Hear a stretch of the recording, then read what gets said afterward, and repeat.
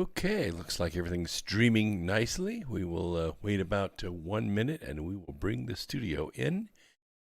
Letting all the affiliates check in. Chat room logging on. Old Dog is there. First one in. Yeah. It's good. Things looking fine tonight.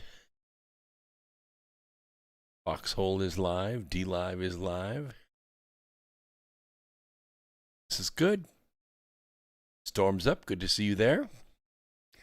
Okay, let's go ahead and bring the studio in. Here we go.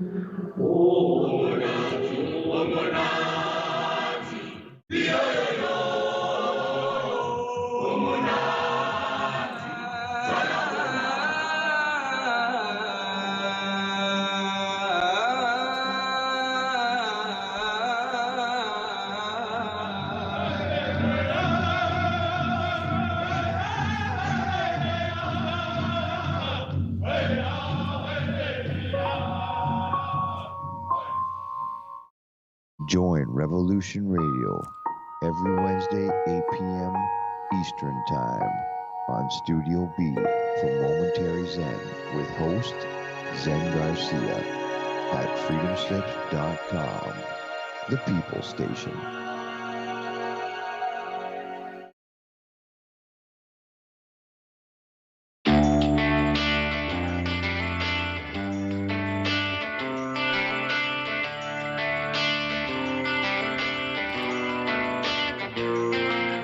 This is Thomas, a.k.a. a Mad Painter. I'd like you to join me Monday nights, 10 p.m. Eastern Standard Time for Open Canvas. Don't forget to bring an open mind. Yes, folks, that's right. Bring an open mind to an open canvas. Again, that is Monday nights, 10 p.m. Eastern. UFOs to government corruption. This is Revolution Radio, freedomslips.com. You don't need to expect us. We're already here. We did not engage in conflict that was out of line with our mission. Is it disloyalty? Is it treason to oppose the hands of tyranny? Never! I will never send troops anywhere on a mission of that kind without telling them that if somebody shoots at them, they can darn well shoot back. I know not what course others may take, but as for me, give me liberty! Oh, give me death! A dark cloud is finally lifting across the world as U.S. military intelligence and their global partners are destroying the deep state criminal power structure that has ruled over our planet for hundreds of years. We are free with the God-given right, and we shall not yield that right to any power on earth. Hi, I'm Scott McKay. The world is at, and I am your host on The Tipping Point on Revolution Radio, where every Monday from 8 to 10 p.m. Eastern, we bring you the latest in this ensuing takedown of this global criminal empire. That's an image of strength. You'll get the raw, hard truth here on The Tipping Point. So come join us Mondays, 8 to 10 p.m. Eastern in Studio B at revolution.radio.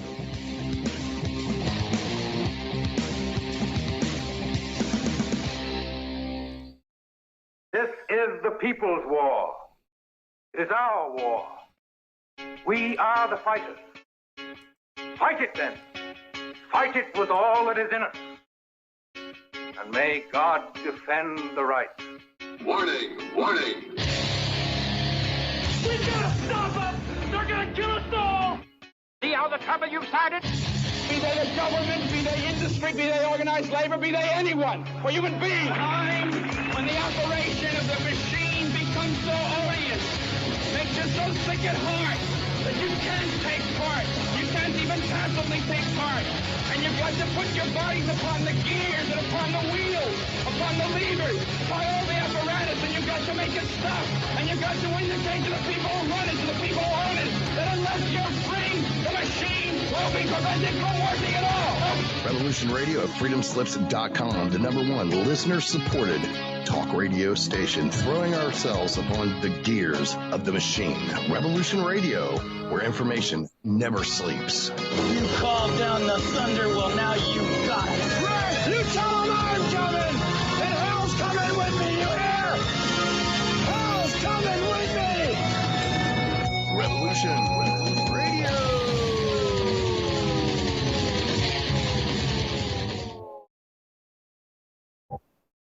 Here we go, hour one.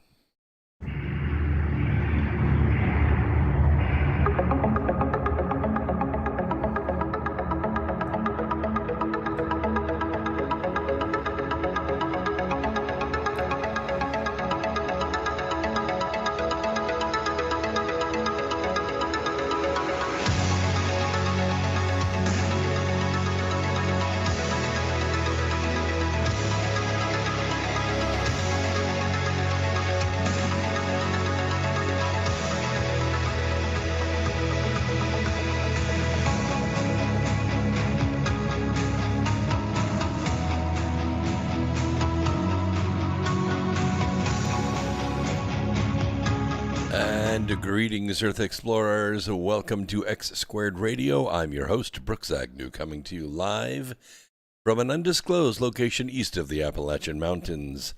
This is where the past meets the future. In here, the results are always positive.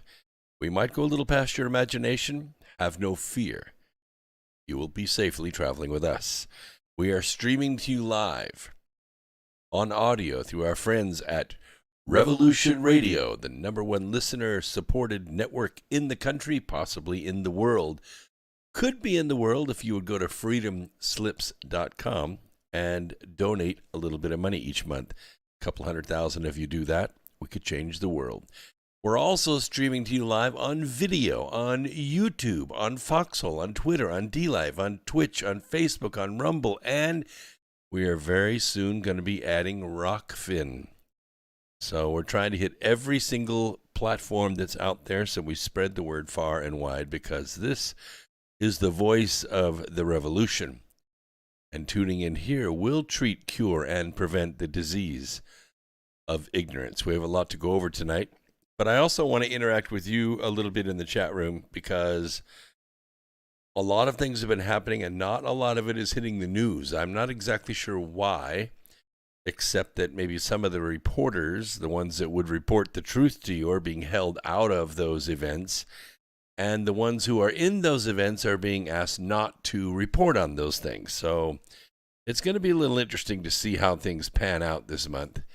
The month is going quickly. We've already blasted through November. Like, November was only, 2.5 weeks long? I think 2.5 weeks, something like that. And December promises to be pretty fast, too. There are rumors of shutdowns coming right after the first of the year, so I admonish you early in the program tonight, stock up a little bit. Don't eat everything during your Christmas break. Add a little bit to the grocery bill, few extra cans of soup, put a couple loaves of bread in the fridge, in the freezer, get a dozen extra eggs, things like that. You know how it is when it snows or does something weird in the government. Everyone rushes to the store to get milk, eggs, and bread. So, and if you can, think about a different Christmas gift this year. There are two that I suggest, okay? One is, of course, ivermectin or HCQ, if you can get your hands on it. Because we're still on YouTube right now, we can't share anything else with you about that right now. But the other is food storage. We don't make any money on this, but, My Patriot Supply is the biggest food preparation supplier in the country. They have stock right now. And you could go there, and I'll tell you what I gave my kids. I gave my kids the 2-week supply. It's affordable. It's a great Christmas gift. It stores well. It comes in a container. I'm just saying, what better gift to give than where they don't have to stand in line for FEMA to hand them a cookie and a warm blanket if something goes wrong. Mark Hovsepian says, I've got 24 pounds of carry gold in the meat freezer. Very good, very good. Yeah, what is there's Moink Box, and there's a couple of others out there, Omaha Steaks, and you could give food. You could give farm fresh food as a gift this year. That's way better than that Chinese bought stuff that might be sitting out on the ocean off the West Coast. Yeah, and by the way, we're not going to keep YouTube all night tonight because Google still routinely violates our civil rights by censoring us. So we only allow them to stay around during the kind of public service announcement part of our program, which maybe this first story would qualify. But then right after that, we're going to say bye-bye to YouTube because we don't let them violate our civil rights anymore. However, you're in great shape because right down here in the description, if you're in YouTube right now, just open up that, that one right there, that link. Okay, click on that link. And you'll open up all the other links to the other free speech platforms that we're streaming on tonight. Okay, let's get started. You know, we've talked about fusion from time to time on this program, and it's a particularly good program to tune into if you're interested in fusion. I gave my senior project a long time ago on controlled nuclear fusion as a source of energy. Not direct electricity. I mean, not that advanced. We're still talking about boiling water, making steam, turning turbines, driving generators, and making the electricity that comes to your house. But instead of using fission, which is the fissile decay of uranium, cesium, or some product thereof, and generating heat to boil the steam, to et cetera, fusion would be used to make the heat.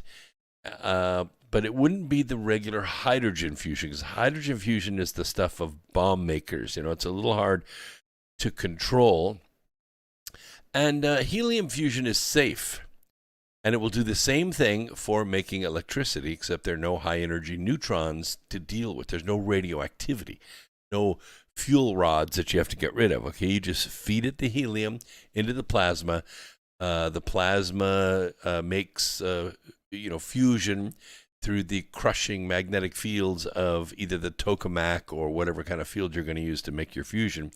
And hopefully, we haven't actually done it yet, okay? But we're getting close. We have just a couple of hurdles. One is air, the other one is gravity. Just a couple of hurdles. But for the past 100 years, commercial nuclear fusion has, it's existed in a realm far closer to science fiction, like The Expanse or, even Star Trek, than, to scientific practice. But it is possible, but we have not yet achieved the activation energy to make fusion happen, except to make bombs. And then we have to use an atom bomb to light the hydrogen bomb off. And then, as you know, they're not very predictable. We've blown off a couple thousand of the darn things, and we still can't predict the yield all that carefully. In fact, when English mathematician and astronomer Arthur Eddington hypothesized that our sun and stars generate their own power through a process of merging atoms or protons actually, of hydrogen to create massive amounts of energy, heat, and light, and this was just a century ago. He was excoriated. He was pretty much dismissed as a quack, okay? And this science can be very brutal. You give your science project, you give up and stand, make what we call a poster. You defend your poster in front of all these peers in these big meetings full of eggheads and PhDs and people that have either won Nobel Prizes or have aspired to Nobel Prizes. And they're brutal. They're harsh on you. Like, what the hell are you talking about? That doesn't exist. But since that time, nuclear fusion has advanced by leaps and bounds. Big leaps and little bounds, and it's been kind of asymptotic for the last 35 years. But thought experiments have led to lab experiments, and lab experiments have led to industrial grade experiments, which have been enormously expensive. It's sought after as the holy grail of clean energy because You won't be dealing with energetic neutrons. You'll be dealing with energetic protons. And protons can be manipulated by electrical fields and magnetic fields, and they can be harvested for electricity, just like, fusion is for your car. And it's totally clean. And it's renewable in the sense that, there's a plentiful supply and the byproducts are not harmful to the planet.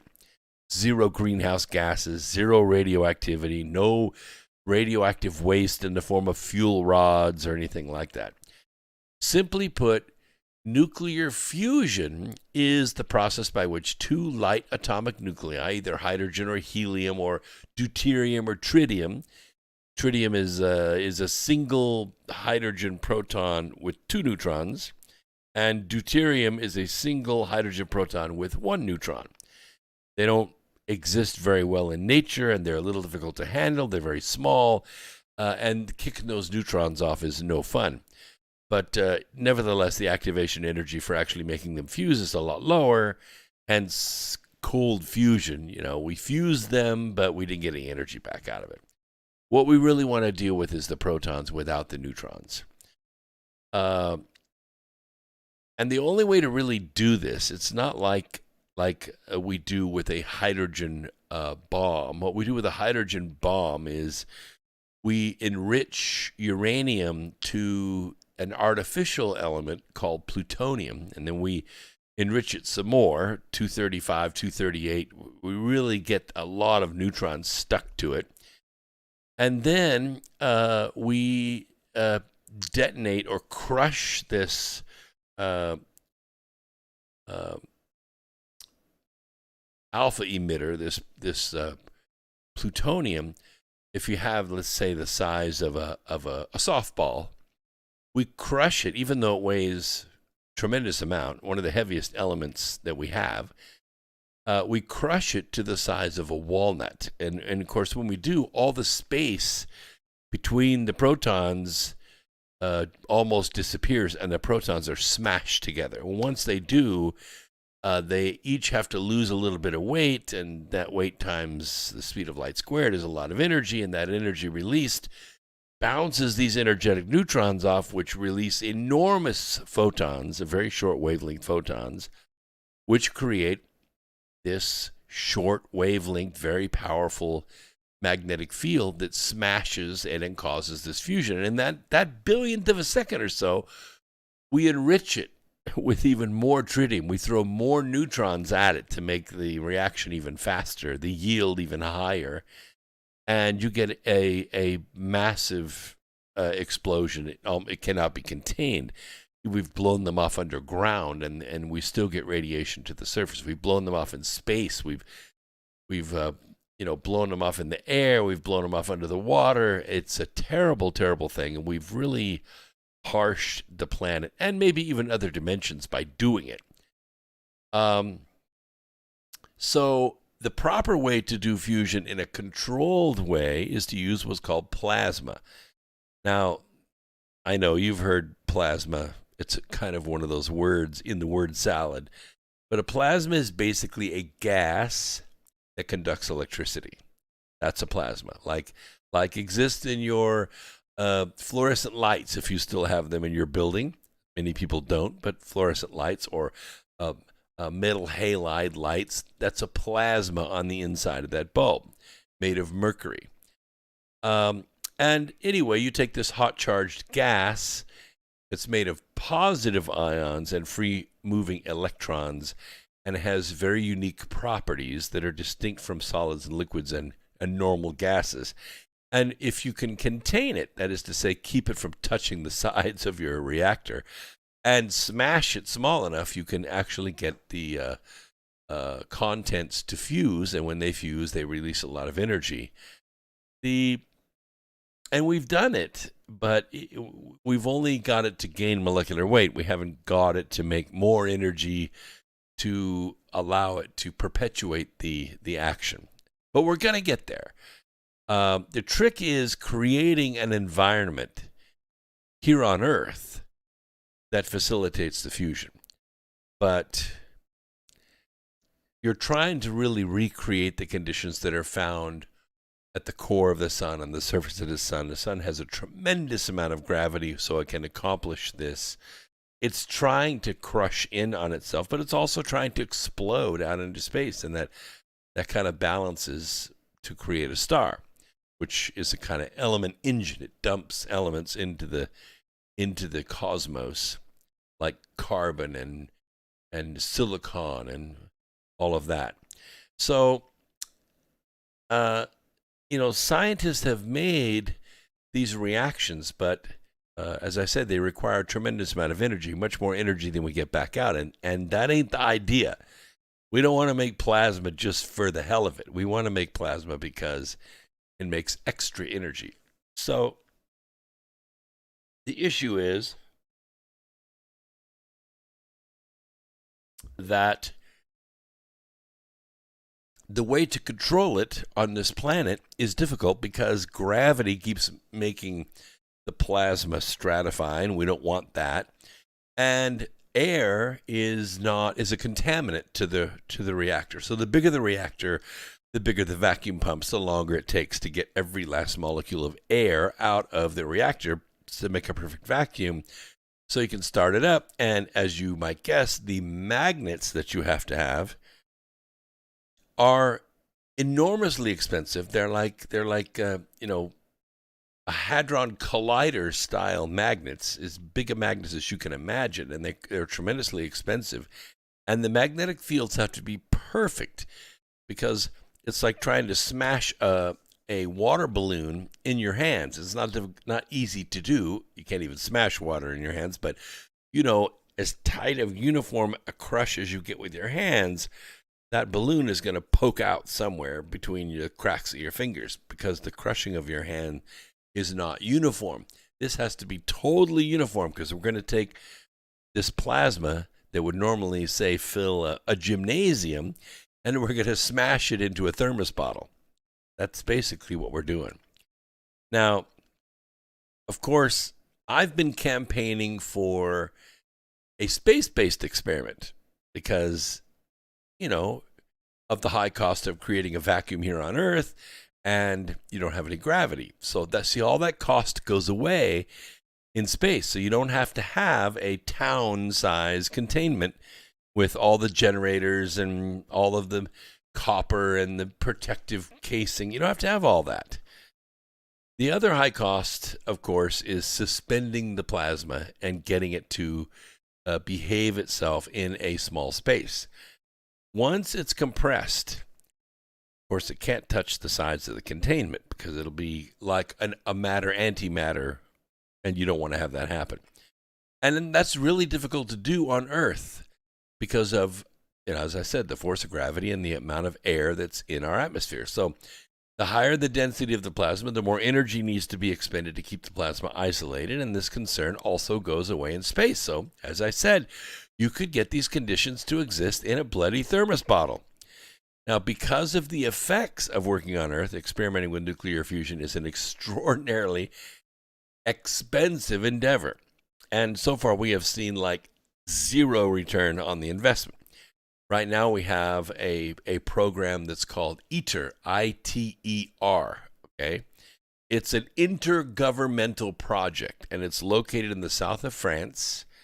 You can go to YouTube, and you can even look. I think there's a real-time camera sitting somewhere so you can watch the progress at ITER. And they have announced that it expects to reach net positive energy in its massive tokamak reactor. This is a Russian design. It was designed, I don't know, long time ago in the 50s. But they expect to do this by 2036. And the price tag, of course, they're expecting to be around $22 billion.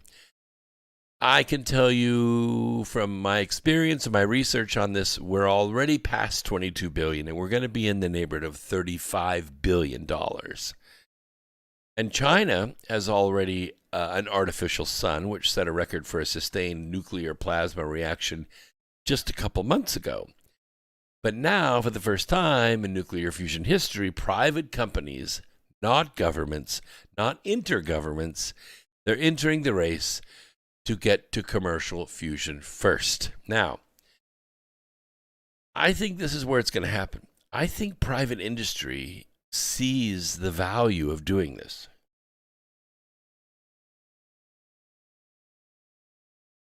Because once you get, net energy back out, that is to say you put in so much energy, but you released more energy than you put in, you now have the holy grail of energy. You can now deliver electricity so cheap that you could almost give it away for the value that you get back from it, for the actual product that's produced with the electricity.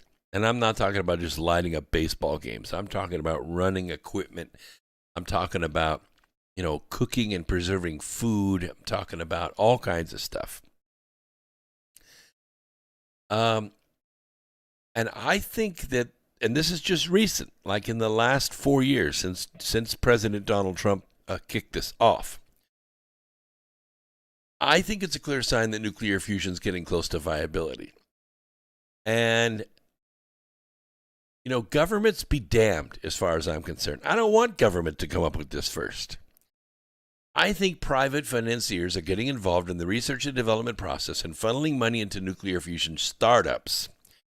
And I can see it happening. There's a company called Helium Energy. I don't know if you know this company. It's very small. They don't advertise these small companies. Anyway, they're based in Washington State. And Washington State is, one of those weird states that does leading edge stuff in energy. So is Idaho. I've worked in both states. I built equipment for a biodiesel plant in Idaho, shipped it, or actually transported it to Washington, and built a 6.5 million gallon per year. That's the capability of it. I don't know if it ever did that in production. But it turned canola oil and other trans fatty acids into diesel fuel, high quality diesel fuel with a very high cetane number. And the design was pretty cheap, okay? Some of the technology had already sort of been designed, but it hadn't really been integrated with anything. It had been tried and caught fire a couple times in a smaller version, but this was going to be an industrial size, not just a backyard one. So we built the first dry process biodiesel plant to trans-esterify fatty acids with an alcohol. We used methanol, and we used sodium methylate as our catalyst. And, through a proprietary process, which I can't discuss right here, we made the first dry process plant, which means you didn't have to wash it with water. There was no waste, which Washington was very excited about. And they put about $7.5 million into the project. And it was a success for a while, as long as biodiesel was considered a fuel instead of an additive. But then the petroleum industry got involved, and they forced the EPA to consider it an additive, and that pretty much screwed the whole industry. So that was just the Obama administration. What the hell can you do? Long story short is Washington has kind of a incubator mentality when it comes to these clean energy projects. Hollow Earth guy says, I live there. I wouldn't trust Washington State to be able to discover fire. Look, I believe you, but I'm just saying that they have a reputation for this, and it's always been private industry that comes in and works with the municipalities to make this happen. So anyway, Helium Energy was the subject of what is allegedly the largest single fundraising round for a private fusion firm ever. And the company raised a staggering $500 million. That's like, 10 times what any other company would even got close to. We got to $7.5 million. That's nothing compared to $500 million. And it just one round of private financing. So they had to have some technology. And they're going to receive another $1.7 billion, but it's contingent upon a milestone. They got to perform, baby. You got to come across. You got to light the fire. Helium's reactor has already achieved the necessary temperature threshold of 100 million degrees Celsius. And the company says it will reach net positive energy by 2024. I hate to tell you this, that's less than 3 years away. Less than 3 years away. So other private companies have set similar targets. There's another company called TAE Technologies. You can write these down if you want. Keep track of them if you want. They're not public yet, but they will be someday. TAE Technologies, they're down in California, and they say it will be commercially viable by 2030. And then, of course, there's a university project, which has, this particular university has a staggering potload of money. Okay, they have what we call a dowry, a big-ass dowry. And that's MIT. And by the way, if you're ever in Boston and you have like 2 or 3 days, and maybe one of those days you don't have a whole lot planned, you should go to the Boston Museum of Science. I'm just telling. You could tell them I sent you. You could tell them I sent you. They have a great gift store, but they have the world's largest Van de Graaff generator in the basement. And you can go watch the lightning show inside the building. We're talking like 12-foot-long lightning bolts inside the building. Yes, you should not do this at home, but it is hair-raising. It is pow, like lightning bolts right inside the building. You should go see it. It's worth the money. But MIT has a thing called Commonwealth Fusion Systems. And smart guys there, very smart guys. They expect their reactor to achieve this goal by 2025. So, we're talking about an 8-year period where the whole world could change and probably will change. And the reason is because governments are not doing it, okay? This is all private money. It's all private brains. And they're competing for this threshold. And I'm afraid, well, I'm not afraid, I suspect that it will be a lot like the Wright brothers flying, okay? I mean, gosh, how many people were trying to do this? Lots of people from the late 1800s. And then, 2 bicycle makers. Of course, these were very unique individuals. If you read the book about the Wright brothers, it's really, really good. They are unique disciplinarians when it comes to invention and entrepreneurial methods. They had to build their own engine. They built their own aircraft. They tested it by themselves. They were dogmatic about it. And they solved a problem that was killing test pilots all over the world, and that is the coordinated turn. Coordinated turn between ailerons, the things on the wings that twist, and the rudder. So they actually banked like a bird banks. A bird doesn't make turns flat, which is what everyone else on the world was trying to do. And as soon as the plane started to wing over, it was like, we got to bail out. And so they would and let the plane crash. And sometimes they didn't, and they crashed with the plane. The point is, in 1906, the Wright brothers called up the World's Fair in Paris and said, hey, we want to come fly our airplane around. And they went, yeah, okay, come on over, we'll watch you crash. So they took the plane apart, put it on a boat, steamed over to Paris, took the plane off, lashed it back together again, gassed the baby up, and took off. And they flew around and around and around for about 45 minutes. One coordinated turn after another. And they didn't crash. They landed safely. It wowed all the girls. I'm sure if they were womanizers, they both would have been very successful in France. But the point is, everybody saw how it was done. Everybody saw how it was done. And 6 years later, we were bombing the crap out of each other from the sky. The point I'm trying to make here is that once one of these private companies does this, and somebody gets to look in through the little portal and say, I see how that's done, it's going to change the world. I don't know if they're going to be able to capitalize on it. That's a really good question. Because that's what everybody wants to do. They want to go, well, this is my baby. I'm going to make this. And, I want to be the father of, light for the earth. And if they take that attitude, it's probably going to crash and burn or get sabotaged, or some government will move in and nationalize it. But if they share it, if they let people see what's under the hood. I like that, old dog. That's pretty good. I don't let people peek under the hood of my truck because once they see how it's done, they're going to go, oh, yeah. But, I have the patent, so I'm kind of protected. They have to build trucks their way, and I can build trucks my way. And my way is so much better and so much cheaper. The rest is soon to be beheld. I will give you more updates as time goes on. But the UK, which says it wants to become the first country to commercialize fusion energy, they have set a more modest target. They're looking at 200 million pounds, which is about, by today's scale, pretty close to $250 million, which ain't much. And it hopes to be viable by 2040. I think they're in the bleachers. I really do. I think they're in the bleachers. And that's not true, Andres. That is not true. He says masturbation is the father of invention. That is not true. No, it's beer.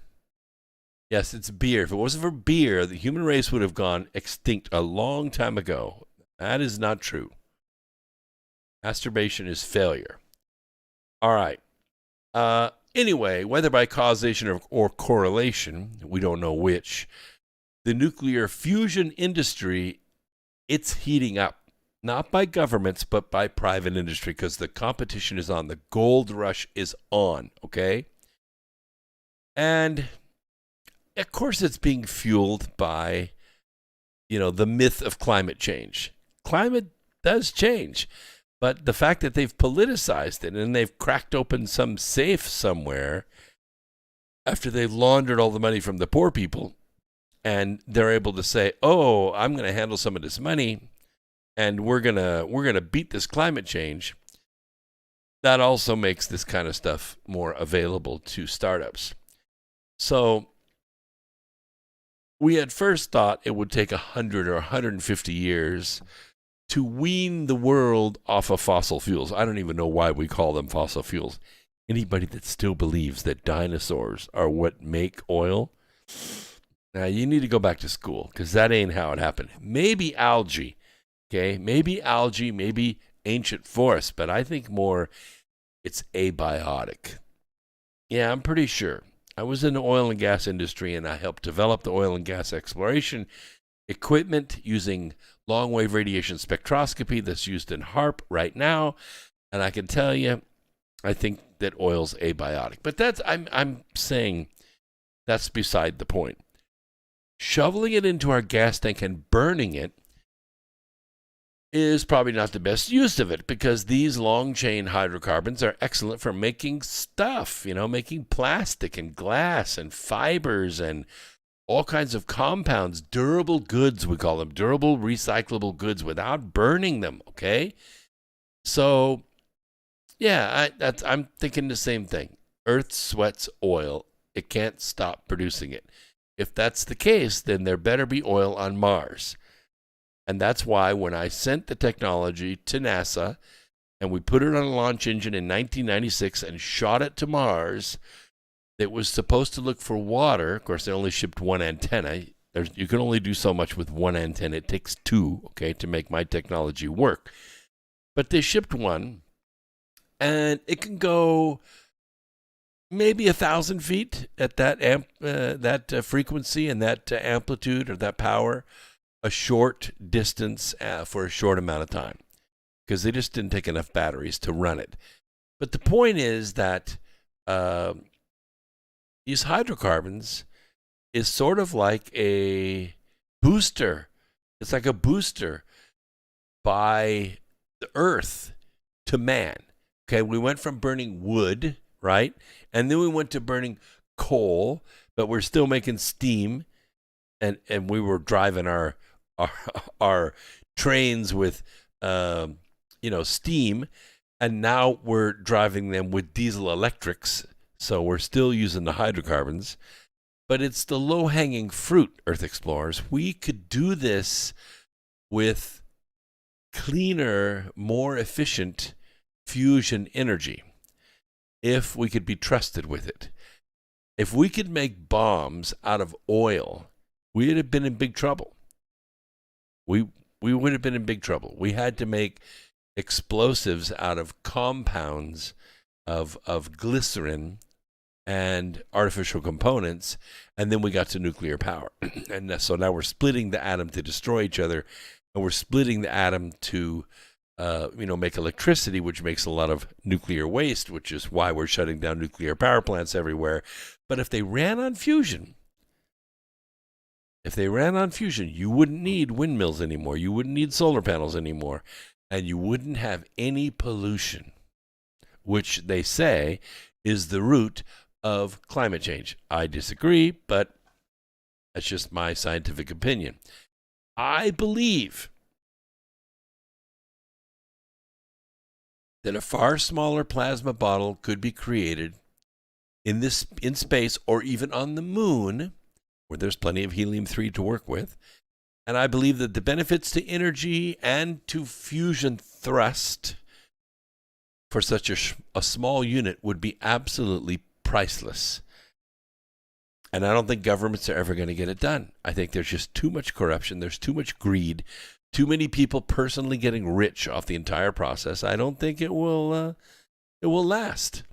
But I do think private industry is the only hope for accomplishing this.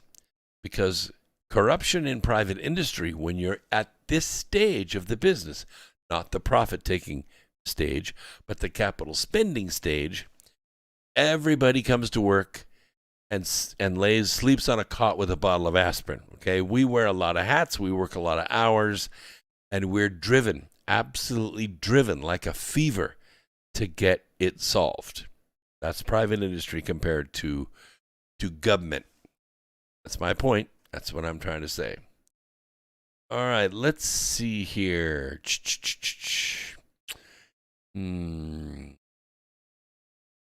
I don't know. I'm making a decision here whether we're going to keep YouTube. Let's see. Both of those are out of range. Nope. I don't think I have another story that they can stand. I think we're...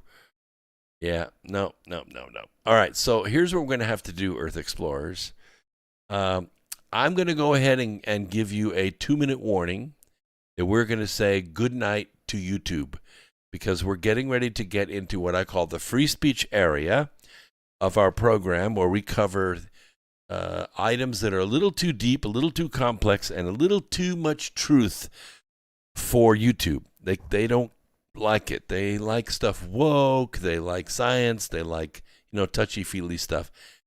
And so we're going to have to say goodnight to YouTube. I hate to do it because we love our YouTube subscribers. There are many tens of thousands of them, but this is just the case. So what you have to do if you're listening to YouTube right now, either live because it's Wednesday night, or if you're listening to it as an archive, so simple. You don't have to miss a thing.